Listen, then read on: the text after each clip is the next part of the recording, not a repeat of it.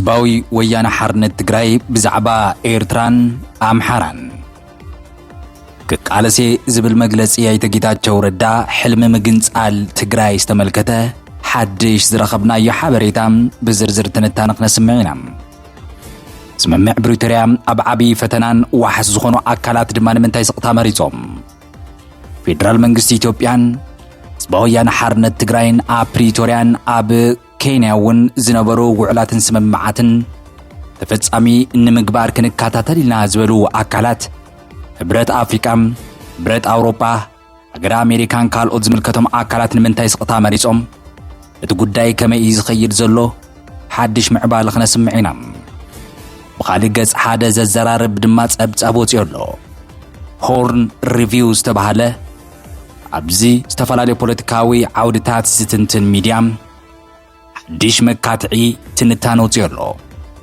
ንምዃኑ እዚ ትንታነ እዚ እንታይ ክብል ይሓሲብዎ ብዙሓት ዝሓትዎ ዘሎ ሕቶ እዩ እቲ ትንታነ ኢትዮጵያ ንኤርትራ ዝሃበቶ ኣፍልጦ ሉዓላውነት ክትስሕቦ ወይ እውን ክትስሪ ዘለዋ ዝብል እዩ ንምንታይ ቀዳማይ ሚኒስትር ኢትዮጵያ አብይ አሕመድ ድማ ንነቐፍቲ ልምዓት ኮሪደር መልሲ ሂቦም ኣለዉ ስራሕኹም ስርሑ ንዓና ግደፉልና ዝብል መልሲ አብይ አሕመድ እውን ናባኹም ክነብል ኢና ሰላም ተዕኒ ሃበልና ኹብራት ሰማዓት ተመልከትና ትናፈረም ዕለት 22 መስከረም 2018 ዓመተ ምህረት እዋናዊ ዜናታትና ትናፈረም ነው ጀሚሮም ኣለዉ እዚ ቪዲዮ ላይክ ገርኩም ጀምሩ ሼር ሳብስክራይብ ብምግባር ከም ትወትሩ ቤተሰብ ኩኑ ኣብ ሕድሕድ ዜናታትና ዘለኩም ጽሑፉውን ርእቶውን ለኣኹልና እዚ ቪዲዮ እዚ ላይክ ምግባር ከይርሳዕ ናብ ዝርዝራቶም ክንሓልፍ ኢና ሰናይ ምክትታል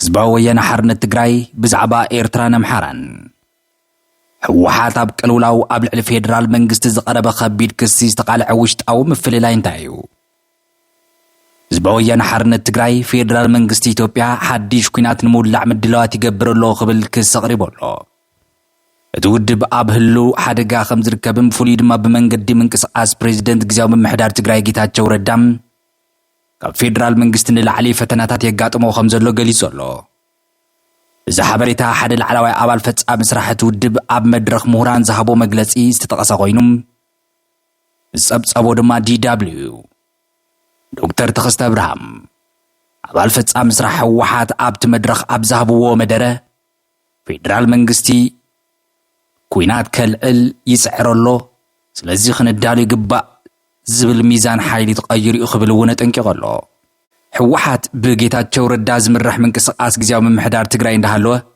ካብ ቁፅፅር ፌደራል መንግስቲ ወፃኢ ብምዃኑ ካብ ዝተሸገረን እዚ ድማ ንህልውና ትግራይ ብሓደጋ የእትዎ ከም ዘሎ ዶክተር ተኸስተ ብርሃም ይዝገልጽ ብንጥፈታት ኣይተ ጌታቸው ረዳ ኣዝዩ ፈታኒ ኮይንና ኣሎ ክብል እውን እዮም ተዛሪቦም ዶክተር ተኸስተ ስምምዕ ሰላም ፕሪቶሪያ ሙሉእ ብሙሉእ ኣብ ግብሪ ከም ዘይወዓለ ብምግላጽ ነቲ ኣፈጻጽማ ዝግምግም ዝከታተል መድረኽ እውን ገና ከም ዘይተኻየደ ወቂሱ ኣሎ ነዚ ስምምዕ ንምግምጋም ኣፍሪቃ ሕብረት ሰብነት ግምጋም ክትትልን ክቃወም ተደጋገምቲ ጻዊዑ ተቕሪብና ኢና ሕጂ እውን ኣዎንታዊ ምላሽ ክህቡና ንጽውዕ ኢሉ ኣሎ ብተወሳኺ ነቲ ስምምዕ ኣብ ምፍራም ዓብዪ ተራ ዝነበሮም ኣካላት ፍሉይ ድማ ሕብራት መንግስታት ኣሜሪካ ሕብረት ኣውሮጳን ካልኦትን ነቲ ስምምዕ ኣብ ግብሪ ንኽውዕል ኣብ ልዕሊ ፌደራል መንግስቲ ጽዕንቶ ኣብ ምግባር ተጽቢት ዝግበረሎም ከም ዘይፈጸሙ ተዘሪቡ ኣሎ እዞም ኣካላት ምምጻእ ዶናልድ ትራምፕ ናብ ስልጣን ተኸቲሎም ደኾኑ ይኸውን ትኩረቶም ካብ ትግራይን ካብ ኣፈጻጽማ ስምምዕ ፕሪቶሪያ ኣልዒሎም እዮም ክብሉ እቲ ኩነታት ፍትሓዊ ከም ዘይኮነ ንለውጢ ድማ ውሽጣዊ ሓድነት ከም ዘድለ ስሚሮም ኣለዉ ዶክተር ተኸስተ ሕወሓት ካብቲ ዝኣተዎ ፖለቲካዊ ውሸባ ንምውፃእ ንህልውና ትግራይ ንምውሓስ ዝተፈላለዩ ስልትታትን መንገድታትን ይጥቀም ከም ዘሎን ሓድሽ ስትራቴጂ እውን ከም ዝጀመረም እዞም ላዕለዋይ ኣመራርሓ ሕወሓት ተዛሪቦም ኣለዉ ኣብዚ መዳይ እዚ ምስ ኤርትራ ህዝብን ኣምሓራን ናይ ህዝቢ ንህዝቢ ዝምድና ንምፍጣር የስራሕ ከም ዘሎ ዶክተር ተኸስተ ተዛሪቦም ኣለዉ ምስ ኤርትራ ዝተጀመረ ናይ ህዝቢ ንህዝቢ ዝምድና ኣሎ ነዚ ክንድግፎ ይግባእ ምስ ህዝቢ ኣምሓራ እውን ከምኡ ዓይነት ዝምድና ክህልወና ኣለዎ እንደኾነ ግን ፌደራል መንግስቲ ነዚ ዝምድና እዚ ይዕንቅፎ ኣሎ ንሕና ግን ምስ ህዝቢ ኣምሓራ ዘለና ዝምድና ምሕዝነት ክነጠናኽር ኣለና ክብሉ ዶክተር ተኸስተ ደጋጊሞም ተዛሪቦም ኣለዉ። ይኹን እምበር እዚ ህዝቢ ንህዝቢ ዝብል ተበግሶ ብዘይፍቓድ ፌደራል መንግስቲ ስለ ዝካየድ ሕጋዊ መሰረት የብሉን ንሓደጋ ከቃልዕ ይኽእል እዩ ዝብል ወገናት ኣብ ትግራይ ከም ዘለዉ ድማ ብኻልእ ገጽ ዝወፁ ጸብጸባት እዮም ዘርእዩ። እዞም ወገናት ሓደ ክልል ከመይ ገይሩ ምስ ሓንቲ ላዕላዊት ሃገር ናይ ገዛእ ርእሲ ዝምድና ይፈጠር ዝብል ሕቶ ብምልዓል ስጋቶም ይገልጹ። ህወሓት ብወገኑ እቲ ዝምድና መንግስትን መንግስቲ ዘይኮነስ ህዝቢ ንህዝቢ እዩ ክብል ምላሽ ይህብ። ብሓፈሻ እዚ መግለጺ ህወሓትን ግዝያዊ ምምሕዳር ትግራይን ካብ ዝተፈላለዩ ኣንፈታት ማለት እውን ካብ ፌደራል መንግስቲ ካብ ዓለም ለኸ ማሕበረሰብ ከምኡ እውን ካብ ውሽጣዊ ምፍልላይ ከቢድ ፖለቲካዊ ጸቕጢ የጋጥሞም ከም ዘሎ ዘመላኽት ኮይኑ ኣሎ። ነዚ ንምፍዋስ ድማ ሓድሽ ስትራቴጂካዊ ምሕዝነት ንምፍጣር ይንቀሳቐሱ ከም ዘለዉ ዘርኢ እዩ።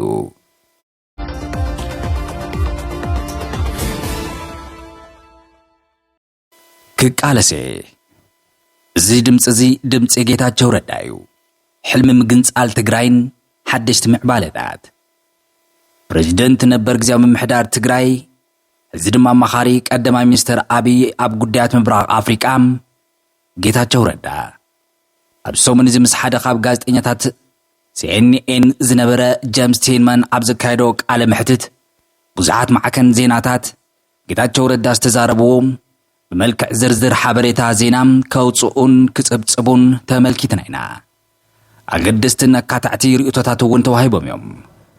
እዚ ቃለ ምሕትት እዚ ምስ ቅድሚ ሕጂ ምስ ፋና ቴሌቪዥን ኣብ ዘካየዶ ዝርብ ዝመሳሰል እኳ እንተኾነ ሓደሽቲ ዘስክፉ ነጥብታት እውን ዝሓዘ እዩ።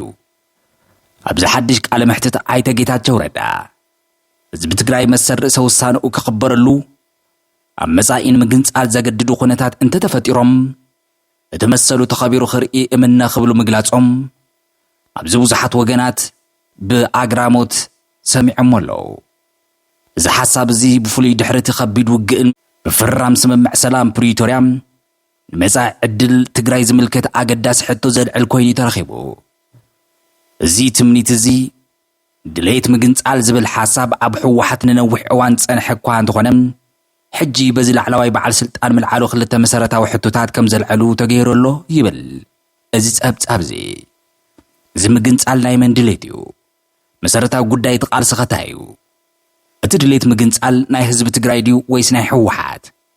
መብዛሕትኡ ሰብ ህዝቢ ትግራይ ዘይኮነስ ህወሓት እዩ ምግንጻል ዝደሊ ዝብል እምነት እኳ እንተሎ ኣይተ ጌታቸው ግን ንኽልቲኦም ሓደ ገይሮም ምቕራቦም ኣካታዕ ኮይኑ ኣሎ። ኣይተ ጌታቸው ረዳ ምስ ህወሓት ኣብ ተጻራሪ መርገጽ ደው ኢሎም ክቃለሱ ምዃኖም ገሊጾም ነይሮም። እቲ ሕቶ ድማ እቲ ቃልሲ ንምንታይ እንታይ ዓይነት ለውጢ ንምምጻእ እዩ ዝብል እዩ። ኣይተ ጌታቸው ክሳብ መወዳእታ ክቃለሰ ይኽብሉ ከለዉ እቲ ቃልሶም ኣንጻር ህወሓት ምዃኑ እዩ ዝሕብር። እቲ ቀንዲ ምኽንያት እቲ ምስ ህወሓት ዘለዎ ፍልይ ድማ ምስ መንግስቲ ኤርትራ ዝተኣሳሰር ምዃኑ እዩ ዝገልጽ። ንሶም ህወሓት ምስ ኤርትራ ዝምድና ምፍጣሩ ምትእስሳሩ ብትሪ ዝቃወሙ ኮይኖም መንግስቲ ኤርትራ ንህወሓት የታልለሎ ዝብል እምነት ኣለዎም። ብተወሳኺ ዕላማ ኤርትራ ንኣባላት ህወሓት ዕጡቓት ፋኖ ተጠቂሙን ኢትዮጵያ ናይ ምዝራግ ድሌት ከም ዘለዎውን ይኸሱ። እቲ ክቃለሴ ዝብል ሓሳቦም ሰላማዊ ፖለቲካዊ ቃልሲ ድዩ ወይስ ናይ ብረት ቃልሲ ዝብል ሕቶ ዘልዕል እኳ እንተኾነ ካብቲ ቃለ ምሕትት ከም ንርድኦ ሰላማዊ ፖለቲካዊ ቃልሲ ምዃኑ እዩ ዝግመት። ፍሉይ ድማ ፌደራል መንግስቲ ኣብ ልዕሊ ትግራይ ሓይሊ ምጥቃም ከም ዘየድሊ ንምእማን ምስኦም ምስራሐይ ክቕጽል ክብል እዩ ዝገልጽ። እንተኾነ ግን ፌደራል መንግስቲ ካልእ ኣማራጺ እንተሲኢኑ ሓይሊ ክጥቀም ይኽእል እዩ ዝብል ስግኣት እውን ከም ዘለዎም ኣይሓብኡን። ኣይተ ጌታቸው ስምምዕ ሰላም ፕሪቶርያ ነቲ ውግእ ደው ከብሎ እምበር ንሓድሽ ውግእ ከም ዘየወግድ ብተደጋጋሚ እዮም ገሊጾም። ኣብዚ እዋን እዚ ከምቲ ኣመራርሓ ግዝያዊ ምምሕዳር ትግራይን ህወሓትን ዝገለጽዎ ፌደራል መንግስቲ ሓድሽ ውግእ ምጅማር ይዳለሎ ዝብል ስግኣት ኣሎ። ህወሓት እውን ኣብ ዝቐረበ እዋን ኣብ ዘውፅኦ መግለጺ እቲ ዝመጽእ ዘሎ ውግእ ነቶም ኣፈራረምቲ ስምምዕ ፕሪቶርያ ተሓተቲ ዝገብር እዩ ክብል ኣጠንቂቑ እዩ። ብዚ ኩሉ ተደማሚሩ ድማ እቲ ቃለ ምሕትት ኣይተ ጌታቸው ንመጻኢ ፖለቲካ ኩነታት ትግራይ ቀርኒ ኣፍሪቃ ዝምልከት ብዙሓት ሕቶታት ስግኣት ዘልዕለ ኮይኑ ኣብ መንጎቶም ዝተፈላለዩ ፖለቲካዊ ኣካላት ዘሎ ዝምድና ክሳብ ክንደይ ዝተሓላለኸ ምዃኑ ኣርእየሎ።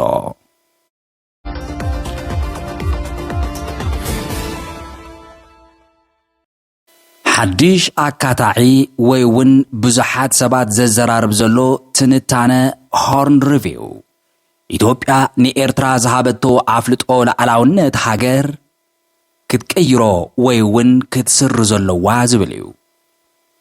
ሆርን ሪቪው ዝተሰመየ መጽሔት ኢትዮጵያ ኣብ 1993 ዓመተ ምህረት ንኤርትራ ዝሃበቶ ኣፍልጦ ላዕላውነት ዳግማይ ክትግምግሞ ክትስሕቦ ኣለዋ ምኽንያቱ ድማ ክብል ሓደ ደፋርን ኣካታታዒን ዝኾነ ትንታነ ጽሑፍ ሕቲሙ ኣሎ። እቲ ጽሑፍ ኤርትራ ሓላፍነት ዝስምዖ ጎረቤት ሃገር ክትኸውን ብምኽኣላ ኣብ ክንድኡ ድማ ንጸጥታ ኢትዮጵያ ብተደጋጋሚ ትዘርግ ሓይሊ ዘሪጋ ብምዃና ኢትዮጵያ ነዚ ኣፍልጦ ንዘለዓለም ክተጽንዖ ግዴታ የብላን ክብል ብትሪ ገሊጹ ኣሎ ዝተንታነ። እቲ ትንታነ ኢትዮጵያ ነዚ ስጉምቲ ንኽትወስድ ዘኽእልዋ ሕጋዊ ስትራቴጂካዊ ጭቡጣት ምኽንያታት ከም ዘለዋ ብዝርዝር ኣቐሪቡ ኣሎ። እቲ ጽሑፍ ከም ዝገለጾ ኣብ 1993 ከም ኣቆጻጽራ ኣውሮጳ ዝተዋህበ ኣፍልጦ ኣብ መንጎ መራሕቲ ሕወሓትን ሻዕብያን ዝነበረ ናይ ኩናት እዋን ምሕዝነት ዘንጸባረቐ ፖለቲካዊ ውሳነ ነይሩ። እንተኾነ ግን እቲ ውሳነ ዝተመርኮዘሉ ተስፋ ዝተነበሮ ናይ ጽቡቕ ግርብትና ድሕሪ 30 ዓመታት ሙሉእ ብምሉእ ጌጋ ምንባሩ ተረጋጊጹ ኣሎ ይብል። ኣስዒቡ እቲ ጽሑፍ ኤርትራ ንናይ ኢትዮጵያ ምዕባለታት ካብ ምዕንቃፍ ሓሊፉ ጽልዋ ኢትዮጵያ ንምድራት ከምኡውን ድሌት መንገዲ ባሕሪ ንምዕጻው ምስ ግብፂ ካብ ምውጋን ድሕር ከም ዘይበለት ይኸስስ። እቲ ትንታነ ሓንቲ ሃገር ዝሃበቶ ኣፍልጦ ምልዓል ኣብ ኣህጉራዊ ሕጊ ልሙድ ተግባር ምዃኑ ይጠቅስ። ኣፍልጦ ሃገርነት ምሃብ ላዕላውን ከከም ኣድላይነቱ ዝውሰን ስጉምቲ እምበር ቋምን ዘይቕየርን ኣይኮነን ይብል። ከም ኣብነት ዓለም ንህዝባዊ ሪፐብሊክ ቻይና ኣብ ክንዲ ታይዋን ኣፍልጦ ምሃባ ኣፍልጦ ምብራቕ ጀርመን ምፍራሱን ከምኡውን ናይ ካልኦት ዝፈሸሉ መንግስታት ኣፍልጦ ምልዓል የዘኻኽር ዝትንታነ። ኢትዮጵያ ንምግንጻል ኤርትራ ፈቒዳ ዝሃበት ወላዲት ሃገር ብምዃና እቲ ፍቓድ ዝተመርኮዘሉ መሰረታዊ ረቑሓታት ምስ ዝጣዓሳ ነቲ ውሳነ ኣዳግማይ ንምግምጋም ዝለዓለ ሕጋዊ መሰረት ኣለዋ ክብል እውን ይካታዕ ኣሎ። እዚ መርበብ ሓበሬታ ሆርን ሪቪው እቲ ጽሑፍ ኤርትራ ሓንቲ ሃገር ንኽትበሃል ዘድልይዋ መሰረታዊ መዕቀኒታት ከተማልእ ከም ዘይከኣለት እውን በዝርዝር የቕርብ። ብሰንኪቲ ዘይውዳእ ሃገራዊ ኣገልግሎት ጭቆና ሚልዮናት ዜጋታት ብፍሉይ ድማ መንእሰያት እታ ሃገር ራሕሪሖም ይስደዱ ኣለዉ ይብል። ብኻልእ ገጽ ፖለቲካዊ ስርዓት ኣልቦነት ክብል ድማ ከም ካልኣይ ምኽንያት የቐምጥ። እታ ሃገር ብሕገ መንግስቲ ዘይትማሕደር ካብ 1993 ሕዚ እውን ከም ኣቆጻጽራ ኣውሮጳ ጀሚሩ ሓንቲ እኳ መረጻ ዘይካየደት ከምኡውን ተሓታትነት ዘይብላ ወታደራዊ ምሕደራ ዝሰፈና ሃገር እያ ይብል ሆርን ሪቪው ንኤርትራ። ብኻልእ ምኽንያት ክገልጽ ከሎ ዝደኸመ ኢኮኖሚ ኣብ ሃገረ ኤርትራ ኣሎ ብምባል እዩ። ምግሃዝ ሰብኣዊ መሰላት ዝፈሸለት ሃገር ምዃና ክብል ድማ ብሰፊሑ ካልእ መመዋገቲ ነጥቢ የልዕል። እቲ መጽሔት ኤርትራ ኣብ ውሽጣዊ ጉዳያት ኢትዮጵያ ኢዳ ብምእታዋ ዝተፈላለዩ ዕጡቓት ሓይልታት ትድግፍ እያ ክብል እውን ይኸስስ። ኣብ ቀረባ እዋን ንፋኖ ኣምሓራ ሰራዊት ሓርነት ኦሮሞ ከምኡውን ንሕወሓት እውን ከም እትሕግዝ ትኽሰሰላ። ምስ ግብፂ ዘለዋ ጥቡቕ ዝምድና እውን ንዕቤት ኢትዮጵያ ንምዕጋት ዝዓለመ ስትራቴጂካዊ ኣካይዳ ክብል እውን ይትንትን ሆርን ሪቪው።